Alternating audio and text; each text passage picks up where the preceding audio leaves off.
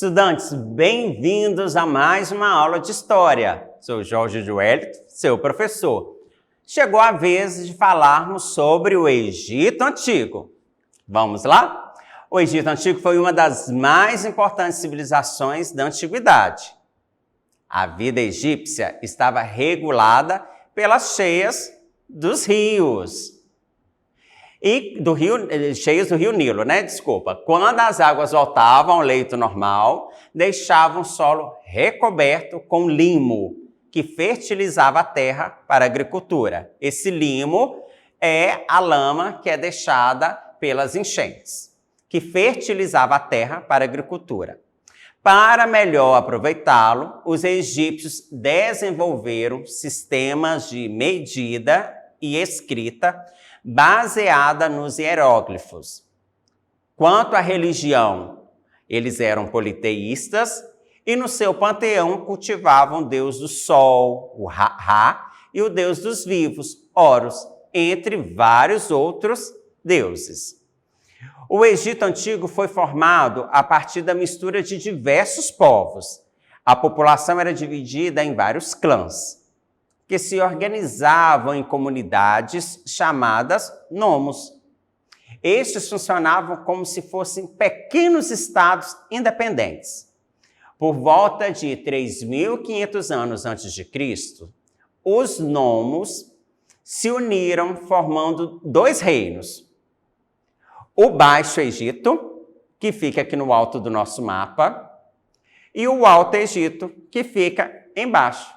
Diferente, né? O alto embaixo e o baixo no alto. Mas nós temos que entender que a nascente do rio Nilo, a nascente dos rios em geral, é mais no alto e vem descendo até desaguar no mar, encontrar o mar. Então, é por isso Alto e Baixo Egito. Ao sul, posteriormente, fica o Alto Egito. Os dois reinos foram unificados por Menes, rei do Alto Egito, que se tornou o primeiro faraó, criando a primeira dinastia que deu origem ao Estado egípcio. Começava um longo período de esplendor da civilização egípcia, também conhecido como a Era dos Grandes Faraós. E falando em faraós, a gente lembra sempre quando fala de Egito, faraó, das múmias e das pirâmides. Mas o Egito, a história egípcia vai bem e mais além do que isso. A antiga sociedade egípcia estava dividida de maneira rígida e nela praticamente não havia mobilidade social. No topo da sociedade encontrava-se o faraó e sua imensidão de parentes. O faraó era venerado como um verdadeiro deus, pois era considerado como intermediário entre os seres humanos e as demais divindades. Por isso, era uma monarquia teocrática, ou seja, um governo baseado nas ideias religiosas. Abaixo do faraó e de sua família vinham as camadas privilegiadas, como sacerdotes, nobres e funcionários. Na base da pirâmide social egípcia estavam os não privilegiados, que eram os artesãos, camponeses, escravos, soldados. Os sacerdotes formavam, junto com os nobres, a corte real. Tanto a nobreza como o sacerdócio eram hereditários, passava de pai para filho, compondo a elite militar e latifundiária. Os escribas estavam a serviço do Estado para planejar, fiscalizar e controlar a economia. Por isso sabiam ler e escrever, e eram eles que anotavam os feitos do faraó durante o seu reinado, isto em hieróglifo, primeiramente. Estes textos seriam colocados nos seus túmulos quando morressem. Por isso a importância para os egípcios das pirâmides e os túmulos e com a sua exuberância.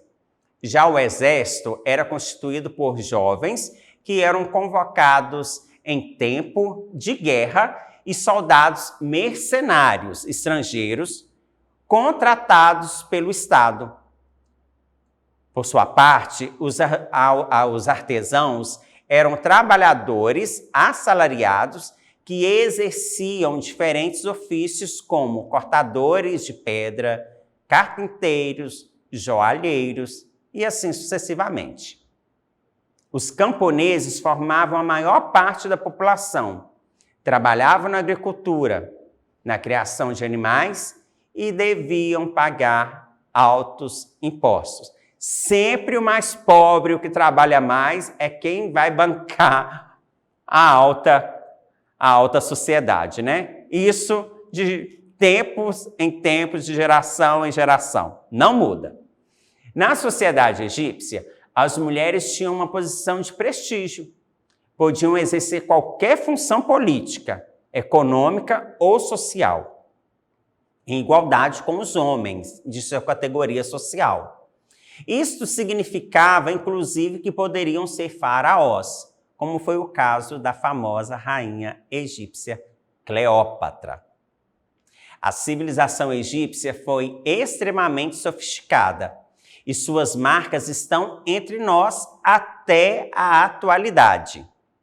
Os egípcios, como todos os povos da antiguidade, eram ótimos astrônomos e, observando a trajetória do Sol, dividiram o calendário em 365 dias e um dia em 24 horas, que é usado até hoje pela maioria dos povos ocidentais.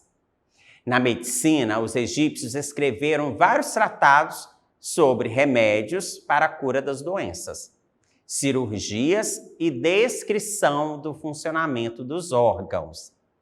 Também existiam os médicos especialistas e seus ajudantes, equivalentes aos atuais enfermeiros. Olha que importância e que história.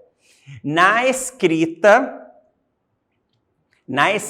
a sociedade egípcia desenvolveu os hieróglifos. Estes eram figuras de animais, partes do corpo ou objetos do cotidiano que era utilizado para registrar a história. Os textos religiosos, a economia do reino e assim sucessivamente. Tudo por essa escrita. O rio Nilo era responsável por mover a economia, pois após as cheias, quando a terra estava fértil, plantavam-se trigo, cevada, frutas, legumes, o linho, o papiro. O papiro, que é dessa planta que se faz o papel antigo do egípcio, e o algodão, entre outros, né? De igual maneira, o Nilo servia para a pesca e garantia a unidade política do Alto e do Baixo Egito. O Antigo Egito era o rio Nilo no Antigo Egito era uma via utilizada para comunicar os dois pontos do território, como eu disse, naquela figura anterior, do alto, que é embaixo, e do baixo, que é no alto. Para melhor aproveitar o rendimento do terreno, os egípcios desenvolveram sistemas de medida e contagem. Afinal, os impostos eram pagos conforme o tamanho da área cultivada e era preciso anotar com exatidão as quantidades cobradas.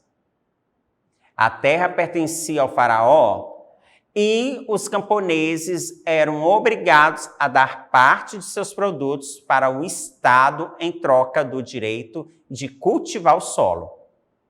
No entanto, a construção de diques, reservatórios e canais de irrigação era tarefa do Estado, que empregava tanto mão de obra livre quanto escrava para fazê-lo. E por falar em Egito, temos que falar dela, mulher, sábia, forte e admirável, a rainha Cleópatra. Suas maquiagens são copiadas até hoje e observem os olhos dela. Cleópatra foi rainha do Egito de 51 a 30 de 51 a 30 antes de Cristo. Era filha de Ptolomeu VII. Ela falava 6 idiomas. Era uma política admirável. E soube usar sua sedução para garantir uma posição favorável ao Egito, dentro da crescente influência de Roma, do Império Romano, que estava expandindo o seu império para todos os lados. O norte da Europa, Ásia e norte da África. Cleópatra foi a primeira rainha grega da dinastia ptolomaica que governava o Egito, a falar egípcio, a adotar certas crenças faraônicas e queria devolver ao Egito seu antigo esplendor. Então, além dela ser grega, a dinastia ptolomaica era de origem grega, ela quis resgatar a cultura egípcia. Deixou de lado a cultura helenística, a grega, e representou de forma cabal a cultura egípcia. Ela subiu ao trono aos 18 anos e enfrentou uma guerra contra o irmão. Posteriormente, foi amante de Júlio César, o romano, que garantiu o trono do Egito. Em seguida, ela relacionou com Marco Antônio e com estes 2 estadistas romanos teve filhos que estavam destinados a serem soberanos no Egito. Com a derrota de Marco Antônio pelas tropas de Otávio Augusto, este comete suicídio. Para não se tornar um brinquedo nas mãos do novo conquistador, Cleópatra também se mata, deixando-se morder por uma serpente, assim diz a lenda. Conforme o estipulado por seu pai, reinou junto ao irmão e depois se casou com ele, uma prática comum dessa dinastia. Por causa dos conflitos que surgem entre a jovem rainha e os partidários do irmão, Cleópatra pede ajuda a Roma para tentar transformar a invasão romana numa aliança favorável ao Egito. Por isso se une primeiramente com Júlio César e depois com Marco Antônio, até a morte de ambos. O túmulo de Cleópatra é almejado por muitos arqueólogos, mas até o momento não temos pistas de sua localização. Porém, o seu fascínio mexe com a imaginação de toda a humanidade. Uma mulher que entrou para a história e influencia a moda em todas as suas formas: joalheria, maquiagem, cabelo, vestuário. Podemos dizer que é a nossa mais nobre digital influencer. Que tal?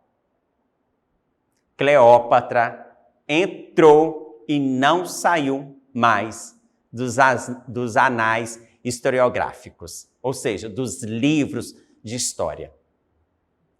Cleópatra, essa grande mulher que mexe com a fascinação e que pegou a cultura de um país dominado por um outro país, que os ptolomaicos, Ptolomeu, que foi o primeiro governante grego a vir e a dominar o Egito e ali estender a sua dinastia. Cleópatra não foi a primeira Cleópatra a reinar sobre o Egito, mas como nós vimos, foi a primeira grega a falar a língua egípcia. Então, por isso, ela conquistou também vários súditos, vários adeptos.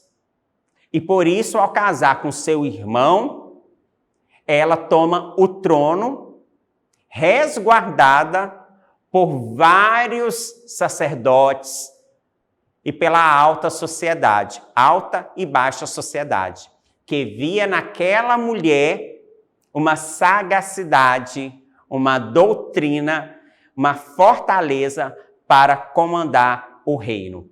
o Alto e o Baixo Egito. A coroa egípcia dos faraós, após a unificação dos dois reinos, ela é dual. Então, por isso que ela é dividida em duas. São duas coroas em uma só.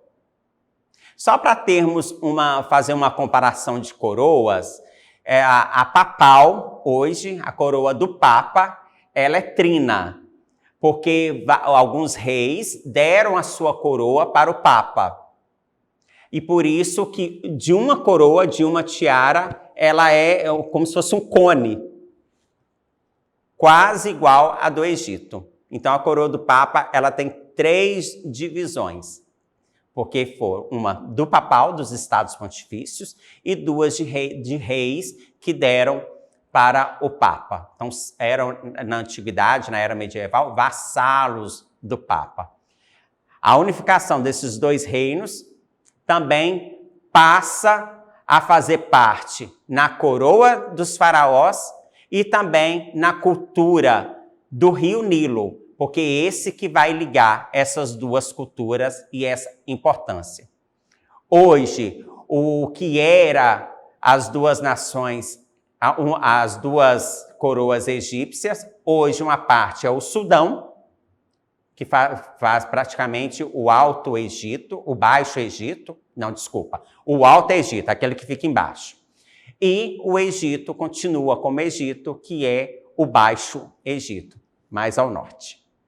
Então, a cultura antiga, mais uma vez, eu bato martelo, influencia totalmente a nossa atualidade. Não é assim que eu disse que Cleópatra, a nossa mais nobre digital influencer? Repare os olhos dela. Para acessar as nossas atividades na plataforma SMED-GV, aponte a câmera do seu celular na imagem que aparece aqui no canto da tela. Acesse as nossas redes sociais, se inscreva em nosso canal do YouTube SMED-GV. Vocês vão encontrar novamente Cleópatra lá. Deixe um like. Até a próxima!